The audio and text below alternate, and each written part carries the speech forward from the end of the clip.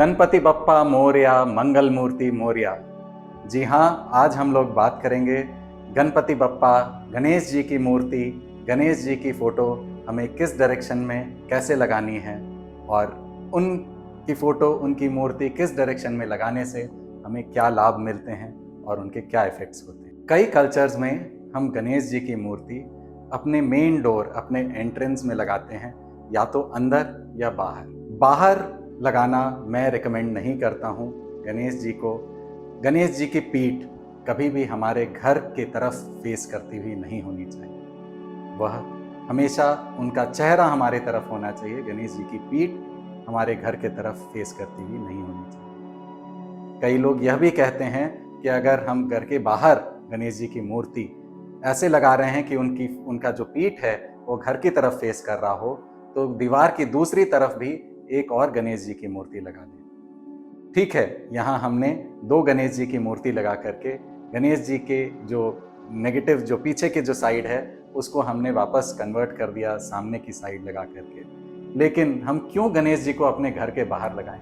हमें तो उन्हें अपने घर में वेलकम करना है, उन्हें अपने दिल में रखना है। तो गणेश जी की मूर्ति, मेरी रिकमेंडेशन है कि हम घर के बाहर ना लगाएं।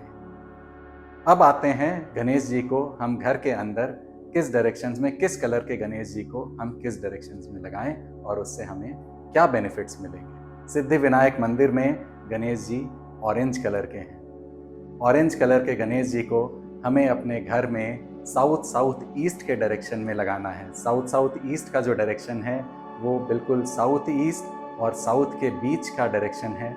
वहाँ अगर हम गणेश जी को लगाएंगे तो हमें कॉन्फिडेंस में बहुत ज़्यादा अपलिफ्टमेंट मिलेगा।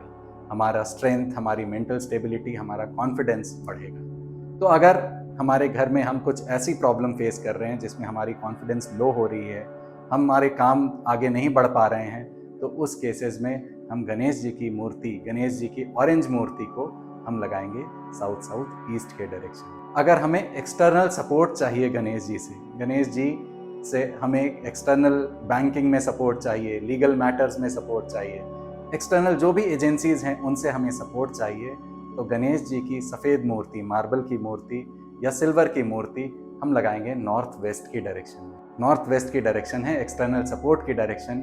वहाँ गणेश जी को लगाने से हमें एक्सटर्नल सपोर्ट मिलेगा और हमारे प्रॉब्लम सॉल्व होंगे। गणेश जी दो प्लैनेट्स को रिप्रेजेंट करते हैं, बुध और केतु। बुध, गणेश जी बुद्धि यानी विजडम के देवता हैं, और साथ ही केतु को भी रिप्रेजेंट करते हैं, यानी गणेश जी विघ्नहर्ता है। तो गणेश जी की मूर्ति, हरी मूर्ति अगर हमारे पास है गणेश जी की, तो उसे हम लगाएंगे नॉर्थ की डायरेक्शन में, जिससे हमें मिलेगा धन, जिससे हमें मिलेगी अपॉर्चुनिटीज, जिससे हमें मिलेगा ग्रोथ। साथ ही अगर हमारे पास ब्लू या ब्लैक कलर के गणेश जी हैं, तो उसे हम लगाएंगे नॉर्थ ईस्ट के डायरेक्शन में। गणेश जी की काली मूर्ति या नीली मूर्ति अगर हम यूज़ करते हैं, नॉर्थ ईस्ट की डायरेक्शन हमें विजडम देती है, हमें क्लैरिटी ऑफ थॉट्स देती है। तो हमारे गणेश जी जो नॉर्थ ईस्ट में लगे हुए हैं और विजडम के देवता हैं, जो बुद्धिमत्ता के देवता हैं, वो हमें क्लैरिटी ऑफ थॉट्स देंगे। हमारा विजन क्लियर होगा, हमें आगे क्या करना है उसकी एकदम क्लैरिटी हमें अपने लाइफ में मिलेगी।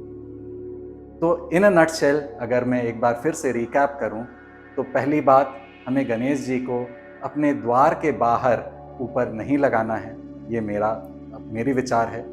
आप अपने कल्चर के अकॉर्डिंग, अगर आप सामने भी लगाते हैं और पीछे भी लगाते हैं और उसे शुभ मानते हैं, आप लगा सकते हैं। पर ज़रूर ध्यान रखें कि वैसे केस में आप गणेश जी को अनअटेंडेड ना छोड़ें कि उसमें जाला लग रहा हो, उसमें धूल गिर रही हो और उसे आप देख ना रहे हो।